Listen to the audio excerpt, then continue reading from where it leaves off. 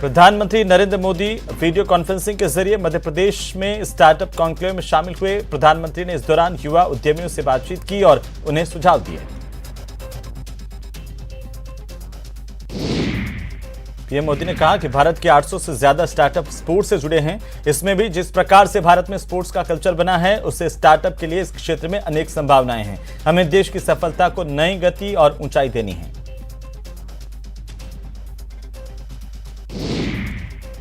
जम्मू कश्मीर के बांदीपोरा के बराड़ में सुरक्षा बलों और आतंकियों के बीच एनकाउंटर हुआ। इस एनकाउंटर में सुरक्षा बलों ने 2 आतंकियों को ढेर कर दिया। सुरक्षा बलों के मुताबिक ये तीनों ही आतंकी कश्मीरी पंडित राहुल भट्ट की हत्या में शामिल थे।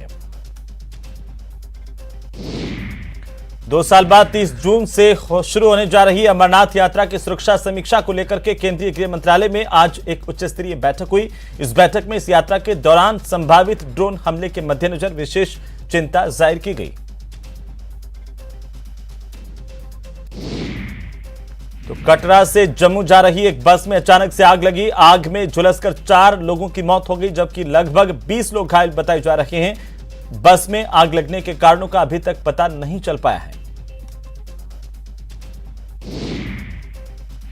वहीं हार्दिक पटेल ने स्थानीय कांग्रेस नेताओं पर बड़ा आरोप लगाते हुए कहा है कि गुजरात कांग्रेस के नेताओं से मैं नाराज हूं। अगले हफ्ते राहुल गांधी से मुलाकात करूंगा। दिल्ली में भी बुलडोजर का आतंक अतिक्रमणकारियों के बीच दिखने लगा है। दक्षिणी दिल्ली नगर निगम की ओर से श्यामनगर क्याला रोड पर अतिक्रमण विरोधी अभियान चलाया गया, जिसमें बुलडोजर से अवैध निर्माणों को गिराया गया। भारत नेपाल के संबंधों में हाइड्रो पावर ऊर्जा का स्थान महत्वपूर्ण है। दोनों देशों के बीच में लगातार वार्ता का दौर जारी है। जब दोनों देशों के नेता मिलेंगे तो उनकी वार्ता में यह उभर करके सामने आएगा।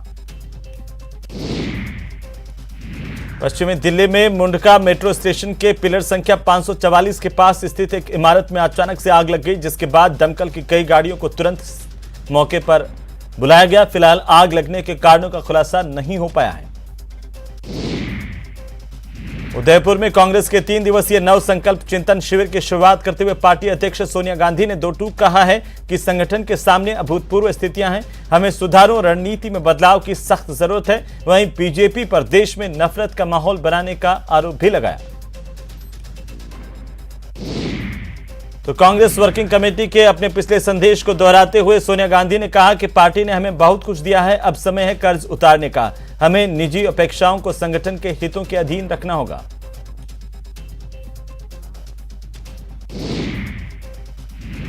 कांग्रेस नेता अजय माकन ने ऐलान किया है कि कांग्रेस जमीनी फीडबैक के लिए नया विभाग बनाएगी। इसके साथ ही एक परिवार एक टिकट का नियम लागू किया जाएगा। पार्टी में विभिन्न पदों का कार्यकाल 5 साल तय होगा। करीब 9 साल बाद अपने भविष्य पर चिंतन करने उदयपुर पहुंची कांग्रेस ने पार्टी की कमजोर होती सियासी हैसियत को स्वीकार किया और इसमें बदलाव का संकल्प लिया है। 3 दिन में पार्टी 9 बड़े मुद्दों पर मंथन करेगी।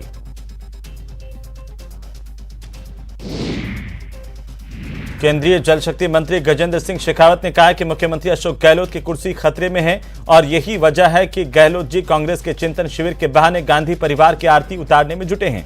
शेखावत ने कहा कि कांग्रेस को पहले परिवारवाद पर चिंतन करने का नैतिक साहस दिखाना चाहिए। बीजेपी के प्रदेश अध्यक्ष सतीश पूनिया ने कांग्रेस पर निशाना साधा है। पूनिया ने चिंतन शिविर में दिए सोनिया गांधी के उस बयान पर निशाना साधा जिसमें सोनिया गांधी ने कांग्रेस में आत्मनिरीक्षण की बात कही है। पूनिया ने कहा कि अब कांग्रेस को कोई फॉर्मूला जीवंत नहीं कर सकता।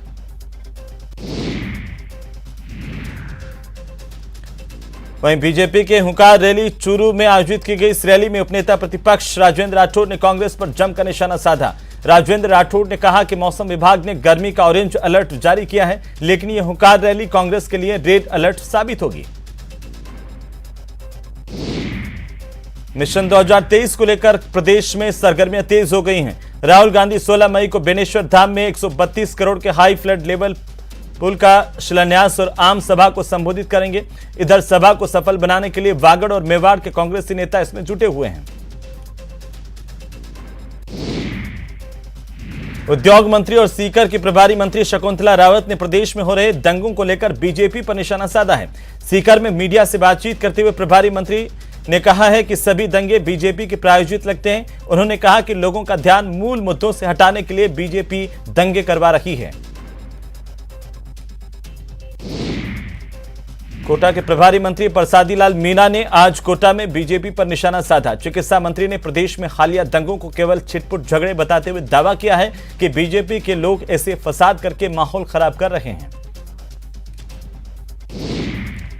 जयपुर में किरोड़ी लाल मीणा ने कहा कि वे आदिवासी सम्मेलन में भाग लेने उदयपुर संभाग जाना चाहते हैं, लेकिन अधिकारी उन्हें जाने नहीं दे रहे हैं। किरोड़ी ने कहा कि मैंने अपने राजनीतिक जीवन में इस प्रकार की तानाशाह सरकार नहीं देखी। सरकार मेरे साथ अत्याचार कर रही है। बीजेपी नेता और राज्यसभा सांसद डॉक्टर किरोड़ी लाल मीणा के साथ उदयपुर में पुलिस की ओर से किए गए कथित दुर्व्यवहार का मामला अब तूल पकड़ रहा है। प्रतापगढ़ में इसे लेकर बीजेपी की ओर से मिनी सचिवालय पर प्रदर्शन किया गया। कार्यकर्ताओं ने नारेबाजी करते हुए प्रदेश की सरकार के खिलाफ आक्रोश जताया और नारेबाजी की।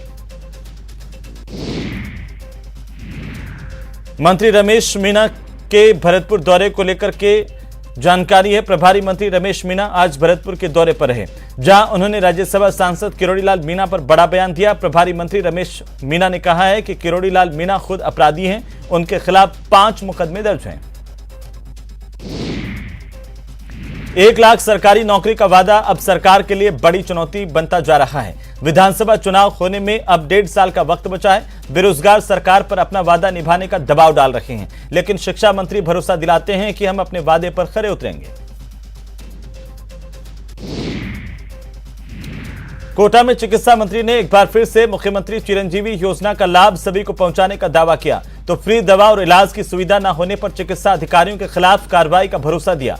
मीणा ने दावा किया है कि गहलोत सरकार के कामकाज के आधार पर 2023 में फिर से कांग्रेस की सरकार ही बनेगी। जयपुर में आज सीरियल बम ब्लास्ट की 14वीं बरसी है। जयपुर में 6 जगहों पर 8 सीरियल ब्लास्ट में 75 लोगों की जान गई थी। आज छोटी चौपड़ पर मृतकों को श्रद्धांजलि अर्पित की गई।